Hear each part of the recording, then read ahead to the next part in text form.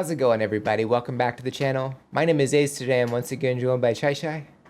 Hi. And today we are checking out Janis Joplin, Crybaby. So have you ever heard of Janis Joplin? Do you know anything about her? No, I've heard her name and that's about it. Don't know from where. So she's an American singer that was active between 1962 and 1970. So she was only active for 8 years. She did a lot of blues and psychedelic rock. Ooh, that sounds fun. Yeah, and she was also part of the 27 Club, if you know what that is. No. So it's a group of celebrities and musicians who all died when they were 27. Oh, wow. Yeah. Okay. Based on that, I get the impression that she was really up and coming. Like, she was really starting to make her name for herself when that happened, too. And also, as of right now, I don't have any information as to when this takes place or where it's at. So if you have any information, would definitely love to learn that as well. I thought it'd be cool to check this one out. This one's pretty highly suggested. Also, it's been a while since I've checked out Janis Joplin. I say we go ahead and get started if you're ready. Yes, let's do it. Cool. Don't forget to like and subscribe. And without further ado, Janis Joplin, Crybaby. Here we go. Janis Joplin.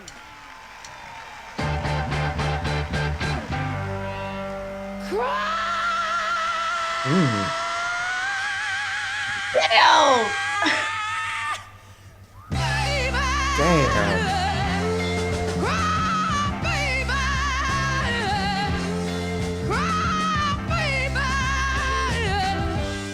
Welcome back home.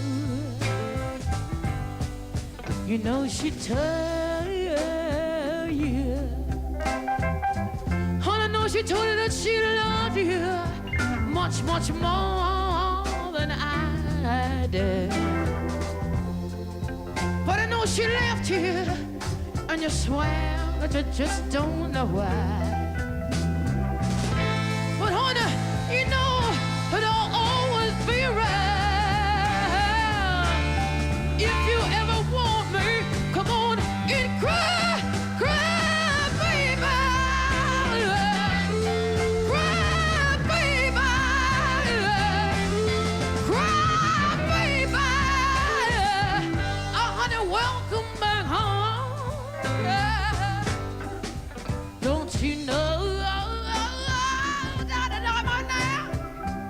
Honey, nobody ever gonna love you the way I tried today to take your pain and all your heartache too. And honey, you know that I'll always, always be around. If you ever want me, come on and cry, cry, baby.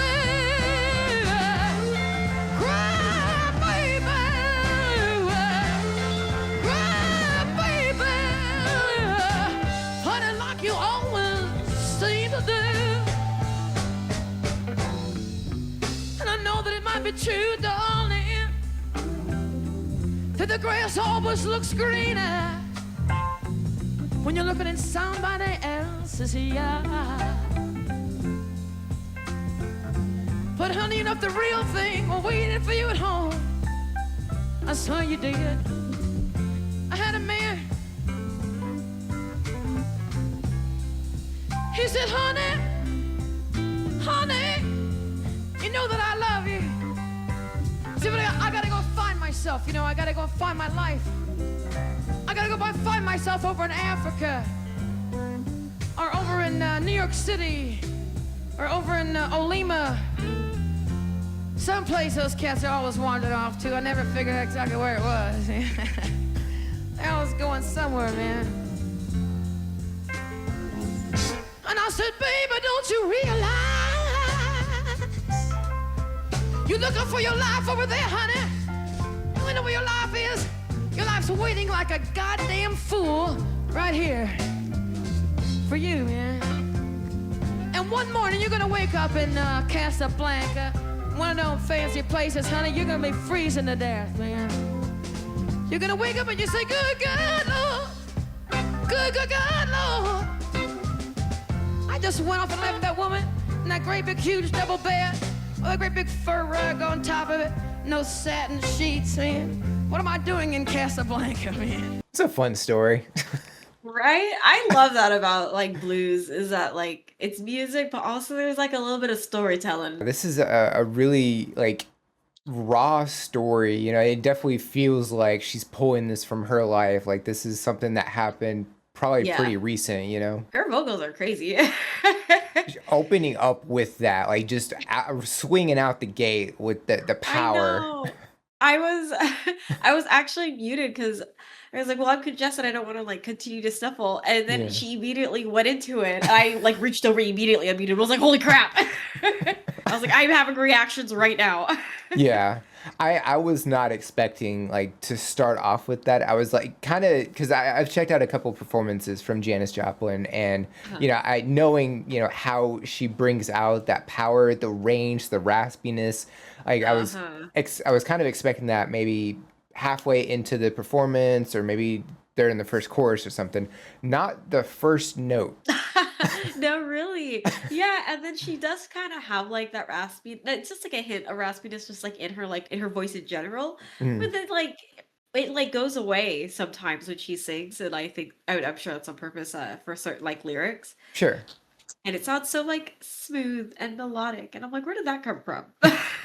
No, she definitely has like very amazing vocal talent. She's got different techniques that she utilizes, and you can really pick that up during this. Like she really brings out that power, but she also brings it down and Yeah. like sings a little more calmly at times as well. I love her energy also. There's like energy on stage where people have good stage presence, you know, and people are locked in on their performance, and you know, they're the only thing that people can like pay attention to. And then she has a type of stage presence that makes the performance intimate. Like she's like, this is just like me and my friends, you know, like we're all here together, we're all friends. Yeah. And I get the impression that, you know, the band's kind of just watching how she's doing things. It's not too dissimilar from Stevie Ray Vaughan in that aspect, Yeah. where the backing band kind of just watches for different cues that the performer gives, and that's when they Yeah. know to, like, you know, kind of go into a more chill performance or bring up that intensity from the instrumentation. Also something I really enjoy about like this genre of music. Mhm. There's a lot more like improv per se, but it's more like here's the tone that we want to go for, and we just kind of like follow each other through that. There's definitely room to have like more of a jamming session vibe in here. Yes. Yeah, absolutely. That's a great way to describe it for sure. Yeah.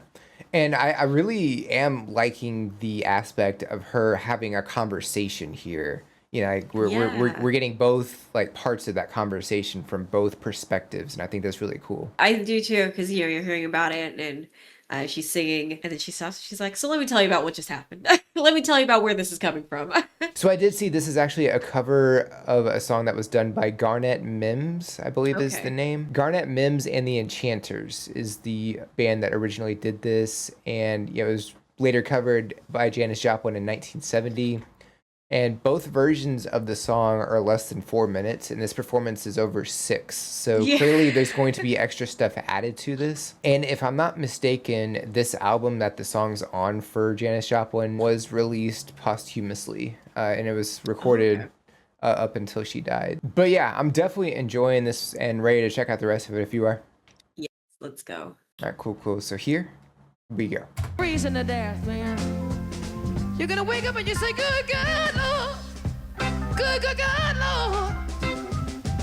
I just went off and left that woman in that great big huge double bed with a great big fur rug on top of it.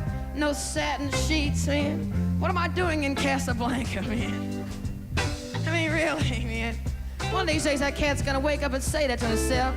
And when he comes back home, there, just like a Capricorn that I am, I'll be standing there waiting, man. Said, baby, I knew one day, and I knew one day, cause you finally come on home to me. Honey, when you walk through my front door, I'm gonna be able to tell by the look in your eyes. I say, good God, that man finally done got it. Lord, that man finally done realize so you can put your head on my shoulder, baby, yeah. 'Cause I know you got some more tears to shed, dear. So come on, come on, come on, come on, come on, come on, and cry, cry, baby. Cry, baby. Cry, baby. Honey, welcome back home. Yeah, yeah, yeah. Cry, baby. Cry, cry, cry, cry, dear. I know when you wanna get a little bit lonely, baby. Cry.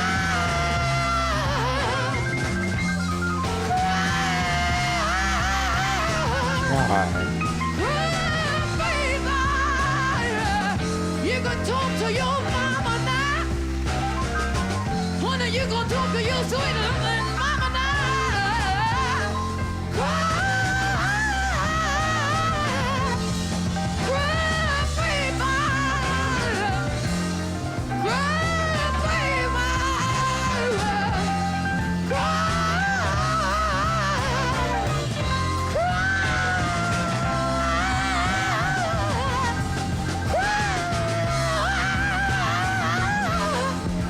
Cry, baby.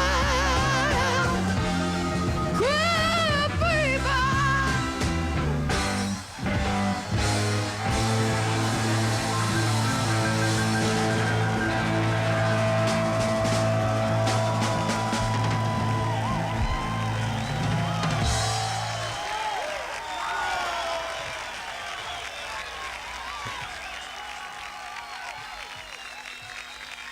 The emotion she put into this performance is incredible.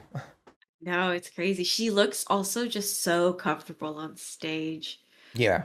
Like she I don't know, there's like a difference between like, oh, you belong on stage, you look like you belong on stage. Like you really do what you do when you're on stage. And like I don't know where she is. Like I know she's on a stage because she's performing, but just the way that she was performing and the way she was moving, I'm like, you could be like anywhere. You could be on the side of the road.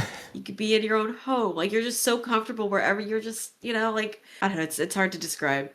I mean, she was probably really strung out too. That's also true. I didn't want to say it, but I did like see. I'll I say feel it. like I saw a little. I feel like I saw like a little moments where she kind of like had to like remember where she was. Yeah. Which is probably why she looked so comfortable. I do think that helped her a whole lot, but it also just made the performance unfortunately made the performance so freeing. I think is a good way to describe how like the type of comfort she was. No, she definitely brought it for sure. Just the range that she has as a vocalist, that the high notes that she's able to hit is absolutely incredible. Yeah. The one thing that kind of bums me out about this performance, and it's not the performance itself at all, it's whoever was running the camera on this. They only Yeah. showcased her, which don't get me wrong, she's phenomenal here. But it would Yeah. have been cool to see the rest of the band as well. I agree, and I think that the shots were not my favorite, not because it wasn't fun to watch her perform, but because it was like you said, it was just her, so I don't get to see her band members, her whole crew. Yeah. And then also like I didn't really get to see her whole person, like her as a whole. It was kind of like it wasn't static by any means, but like the what I got to like the shots that I got were all similar, just from different angles or in different like focuses. I guess like Yeah. it's like really zoomed in on her, but it wasn't really like ever zoomed out. I was like kind of come back. I would like to see like her whole person, her whole body. I would like to see the stage where she was performing and her bandmates. And I give him another thing because I don't think that it was very well lit at all, which is Yeah. common for this genre. But even it seemed like when they finally did like zoom out a little bit more, that even the bandmates weren't very illuminated to begin with. Yeah, I think from what we got, that whatever concert this was did not have the best lighting at all. So it almost kind of gave off this vibe that they were kind of performing by candlelight. So Yeah. for what we got, at the very least, for what we were able to hear, like the instrumentation was absolutely phenomenal. The Yeah. keyboard was definitely going off. The guitar, the bass, the drums were phenomenal throughout this as well. And it just would have been cool to see them, but at the very least we got to hear, and I Yeah. think it's really awesome. I don't know what got added compared to the studio version of the song necessarily, but It honestly did not feel like a 6-minute performance at all. It felt shorter somehow. Yeah. But yeah, Janis Joplin, if y'all have any suggestions or anything we should know about, definitely drop those in the comments below. We'd love to check those out. Don't forget to like and subscribe. Check the description for all the cool stuff like the socials, the link to the video, the buy me a coffee link for any priority requests. And if you made it to the end of the video, comment #crybaby. I think that's it for this reaction. Check you out on the next one. Bye guys. Bye.